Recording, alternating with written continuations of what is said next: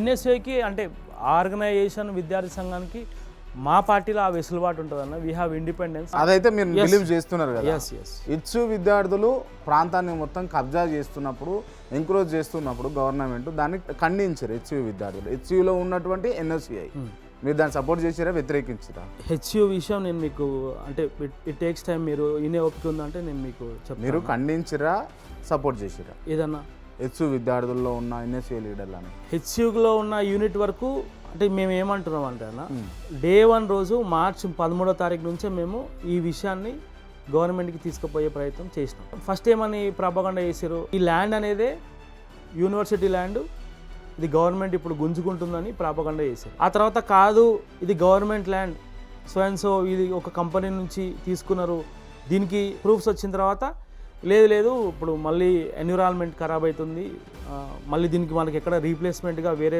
దగ్గర ల్యాండ్ ఇవ్వలేదని చెప్పి మళ్ళీ ఆర్ఐజ్ చేసినారు. లేదు మీకు తీసుకున్న ఈ విషయం అంత కాదు. తీసుకున్న దినం ఎన్ఎస్యుఐ స్టేట్ ఎన్ఎస్యుఐ కరెక్టా లేకపోతే హెచ్యూ ఎన్ఎస్యుఐ కరెక్టా? రెండే మాటలు చెప్పండి. రాహుల్ గాంధీ గారు ఏది చెప్తే అదే కరెక్ట్ అన్న. రాహుల్ గాంధీ గారి డిసిజన్, పార్టీ డిసిజనే మా డిసిజన్ ఉంటుంది. మీరు ఇందాక ఇండిపెండెన్స్ ఉంటుంది ఎన్ఎస్యుఐకి, పార్టీ గవర్నమెంట్కు మాకు వెసులుబాటు ఉంటుంది పార్టీలో అని మీరు అన్నారు. ఇప్పుడేమో రాహుల్ గాంధీ మీద డిసిషన్ ఎత్తేస్తున్నారు. ఎంతవరకు కరెక్ట్?